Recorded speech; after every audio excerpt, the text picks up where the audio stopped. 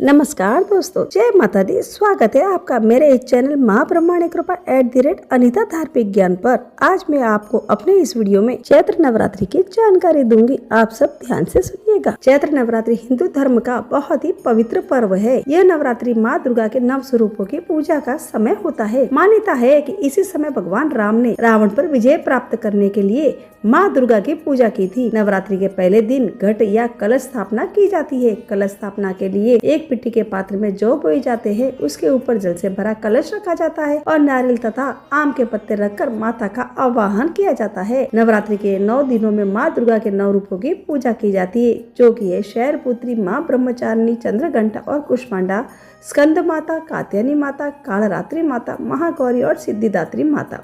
जो भी भक्त सच्चे मन से माँ दुर्गा की पूजा करता है, उसकी सभी मनोकामनाएं पूरी होती है और जीवन में सुख समृद्धि आती है। इस बार माँ डोली पर सवार होकर आएगी। माता दुर्गा नवरात्रि के दौरान जब भी डोली या पालकी में सवार होकर आती है तो इसे अच्छा संकेत नहीं माना जाता। माता का डोली पर सवार होकर आना कई मुश्किल स्थितियों का सामना कर सकता है। नवरात्रि के इस महापर्व पर देवी का आगमन और प्रस्थान का विशेष महत्व शास्त्रों में बताया गया है। यह भविष्य का संकेत भी देता है।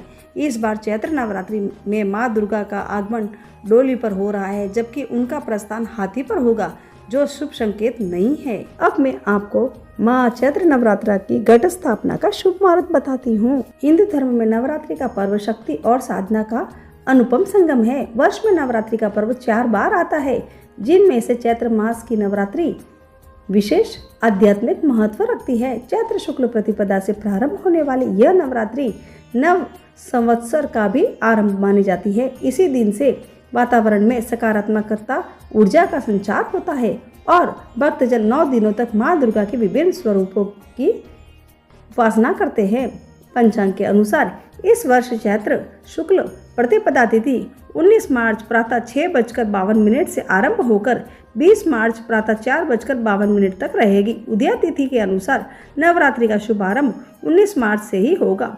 9 दिनों तक चलने वाले इस पावन पर्व का समापन 27 मार्च को रामनवमी के दिन होगा।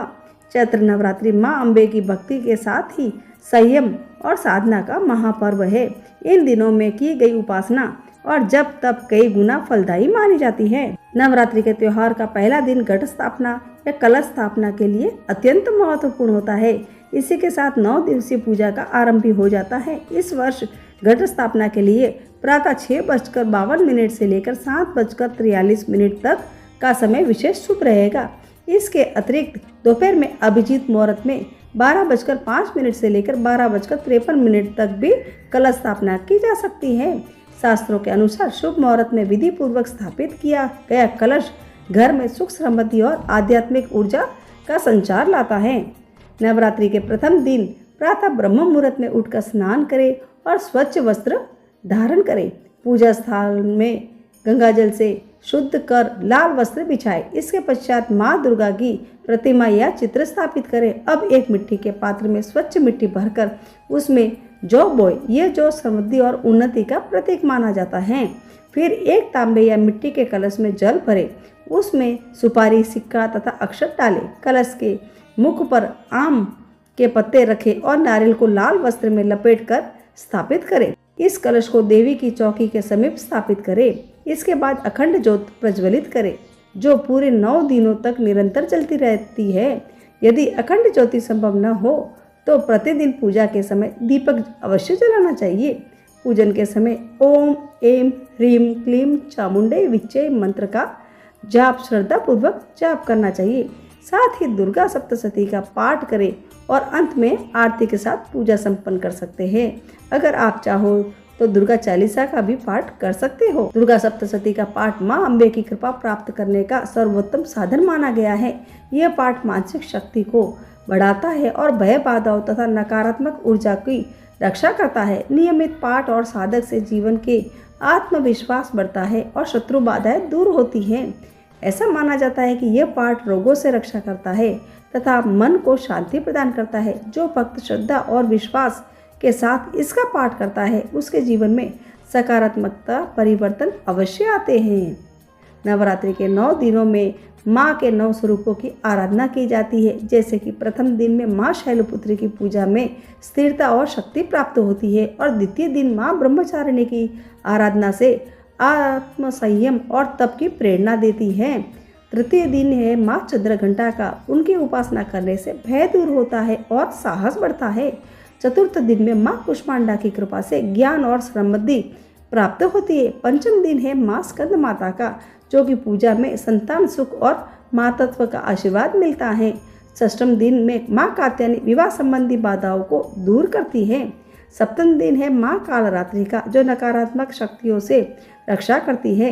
अष्टम दिन माँ गौरी पूजा से जीवन में शुद्धता और शांति आती है। नवमी के दिन माँ सिद्धिदात्री, जो सभी सिद्धियों और पूर्णता का आशीर्वाद देती है। नवरात्रि की अष्टमी और महानवमी तिथि विशेष फलदायी मानी जाती है।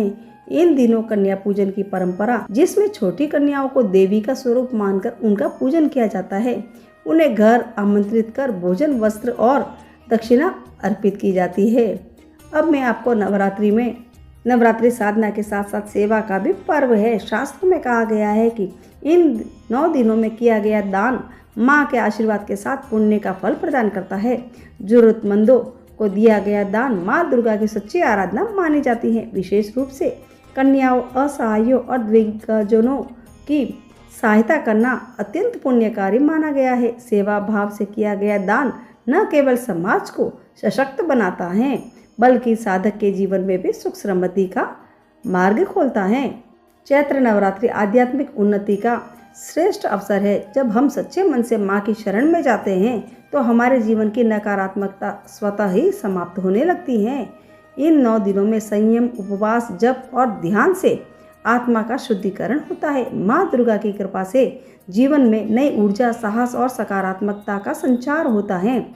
इस पावन अवसर पर हम सभी श्रद्धा और विश्वास के साथ माँ दुर्गा का आवाहन करते हैं और उनके चरणों में अपनी भक्ति अर्पित करते हैं। या देवी सर्वभूतेषु मातृरूपेण स्वस्थिता, नमस्तस्यै नमस्तस्यै नमस्तस्यै नमो नमः। माँ जगदम्बा सभी को सुख, शांति और समृद्धि प्रदान करे। अगर आप भी माँ दुर्गा के सच्चे भक्त हैं तो कमेंट में जरूर लिखें जय माता दी।